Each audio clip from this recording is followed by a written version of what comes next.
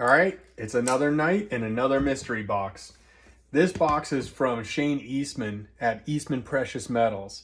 He's on a lot of the Facebook pages, the 90% junk silver, the regular bullion silvers. He also does a lot of gold and copper. He had some really cool stuff, and about a week and a half, 2 weeks ago, I saw one piece that I really liked, and asked him if he wouldn't mind putting together a mystery box with a bunch of other pieces. I had some extra money lying in my, I think it was PayPal account we used, and so I gave him a number, and he came up with a mystery box. Again, the way that I do this is we just agree upon a per ounce price, right? So I think for him, I'm not going to tell you what I asked him for, because you know that what you do for a deal with him is your business. But you just pick a number, and you say, okay, I'm willing to pay this much per ounce, and I have $500 to spend, or I think in this case it was like $360 to spend, and then let the person just throw all kinds of randoms together. So in this case, I saw one piece I really liked. It was a Revolutionary War piece. I'm a big history buff. I think I've mentioned that in some other posts. And I said, man, if you have anything else that's kind of, Revolutionary War history or history in general, that's the kind of stuff I'm into. And he got excited about it and said, oh yeah, totally. I got some cool smalls. And so I'm really looking forward to seeing what's in this box. So, all right, here we go. He shipped it really quickly, which is indicating he's got like a legitimate business going. Again, it's called Eastman Precious Metals, and he's trying to do a good bit of business. He has some nice stuff.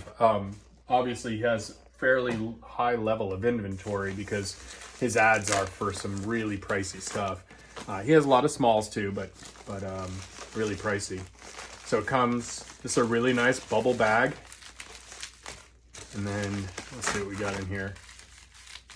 We got a bunch of smaller bubble bags wrapped up. Yep, that's it. Awesome.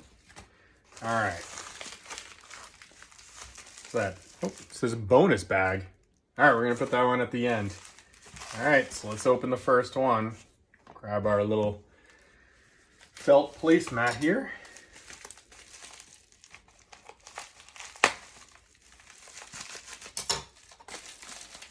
Oh, here we go. Cool. Awesome. All right.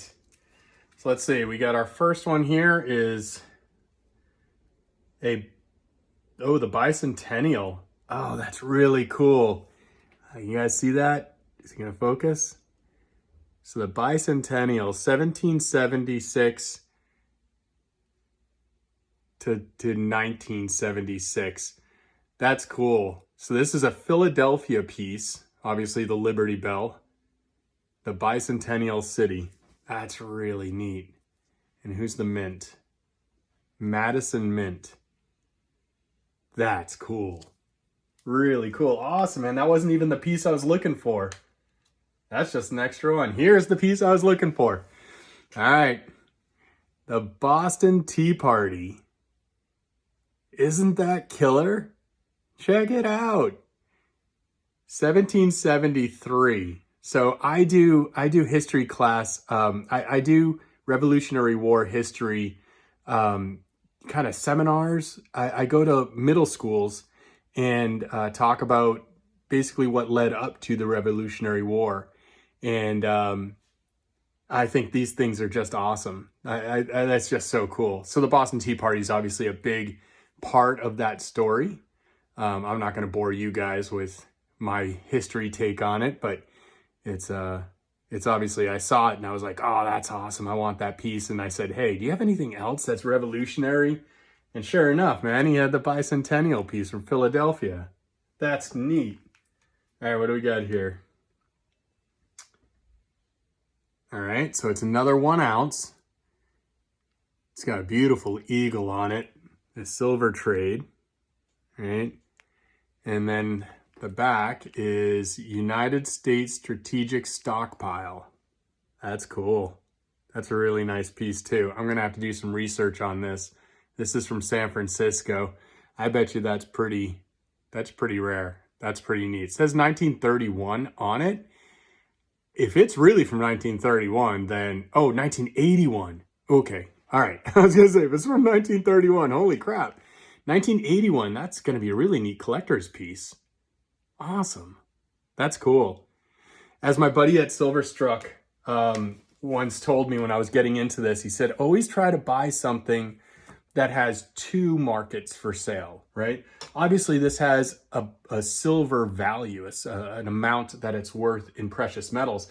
But being a piece from 1981, San Francisco, U.S. Assay Office, there's going to be a collector out there that for whatever reason may like, you know, silver from the 80s, right? And so this is just another level. And then, you know, put on top of that something like, you know, the fact that it's got a Revolutionary War,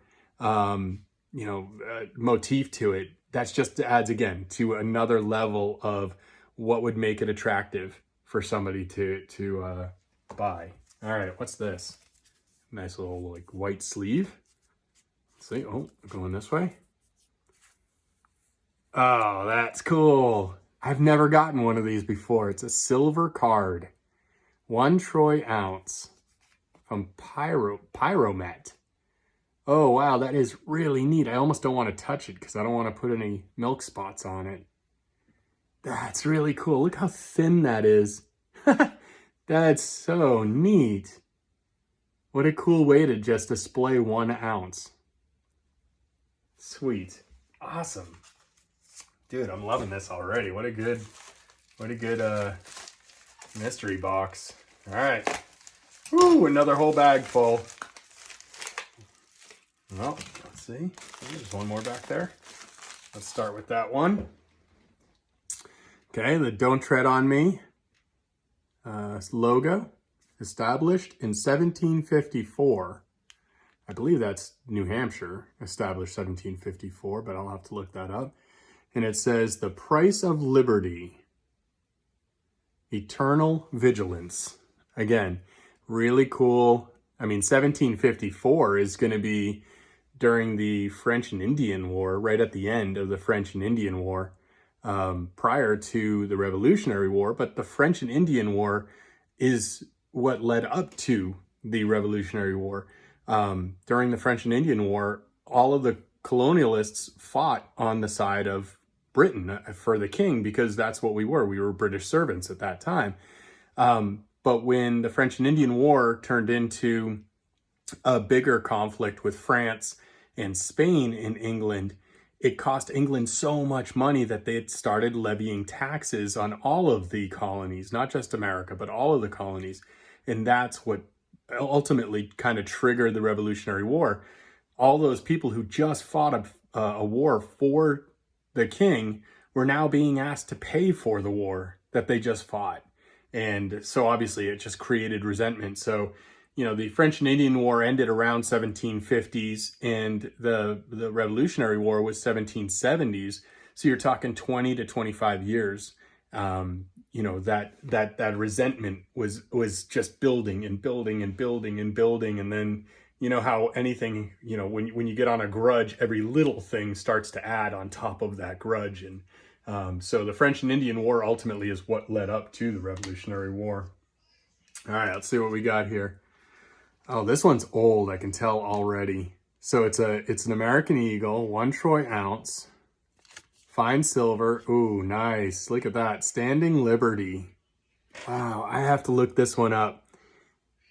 That's definitely old. It's got some cool toning on it already under the letters.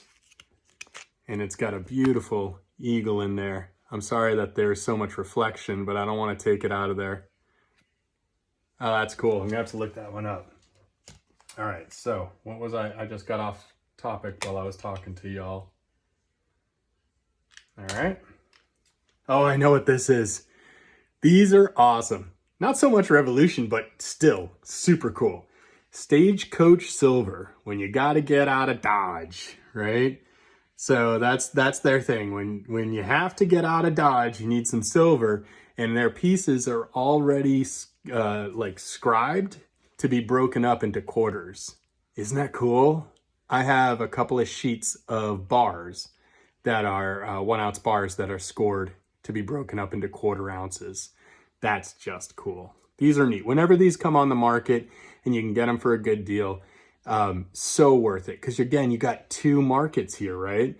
You have obviously 1 ounce silvers. You have a really kind of cool Western motif, and the preppers love these, right? Because you can keep now your prepping silver in a 1 ounce round, but if you need to, you can break it up into quarters. So this actually kind of has three really cool motifs. Yeah. See, Silverstruck, I was listening all that time, I promise. This is neat. Look at that. It's like a Roman gladiator. And I'm not even gonna try to pronounce it because it's written in probably Latin. So we're gonna try to translate it.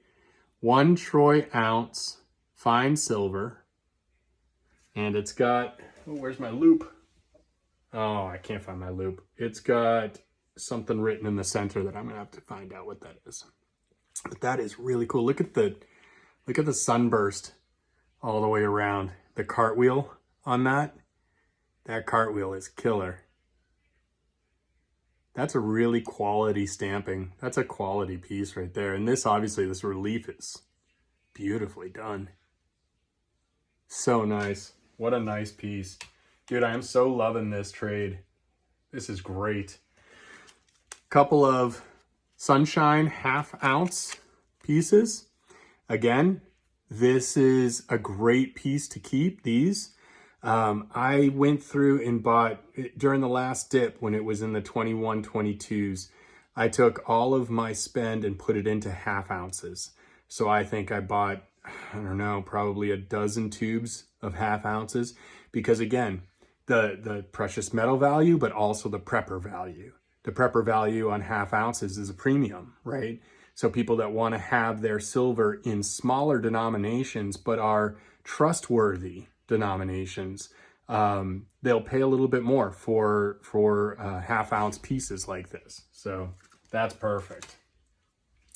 This is cool. This is a U.S. Constitution 100th anniversary piece. I mean, you can't get more Revolutionary War than that. How awesome.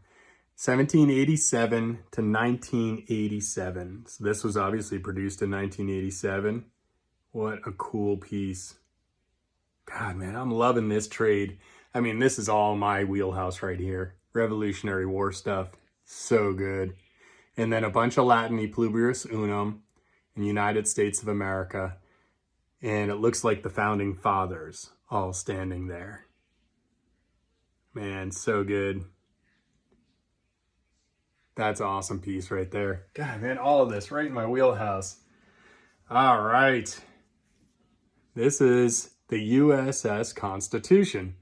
And this is one of the battleships that was in the Revolutionary War. These pieces, again, if you ever see them pop up on the market, you need to jump on them because they are just super awesome. And a lot of people from New England, and not just New England, but anyone who likes Revolutionary War really likes these pieces. So good. It says, no state shall make anything but gold and silver coin and tender in something of debt. Payment of debt. A tender to payment of debt. Article 1, Section 10, U.S. Constitution. Cool, huh? Too bad we got away from it, right? Silver and gold coins are now a thing of collectors, right? And it's unfortunate, but there's just not enough of it to go around for the mints to continue to do it. That is really, really cool. USS Constitution, what an awesome relief. So cool.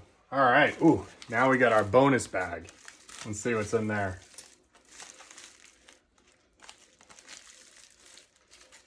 No, I don't even know where to open this one. No, not there. Ah, here we go. Ooh, he packs these up good. Ooh, cool. All right, got some copper Oh, look at this. Awesome. Oh, that is awesome. 1865 3-cent nickel. How cool. This is just a bonus piece. This isn't even part of our deal. He just threw that in. That is rad. Love it. How cool. What do I got here in my hands? All right. A 1986. Is it 1 ounce? It feels small. It's a 1986 half dollar. United States of America half dollar. Okay.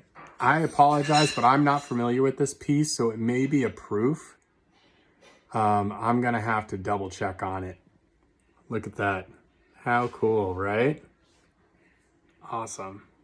And then the front of it, jeez, it's really hard to see what it is without my loop. I'm going to have to get my loop out and check it out, but really neat. In a beautiful capsule. Ooh, so cool. 1986 half dollar.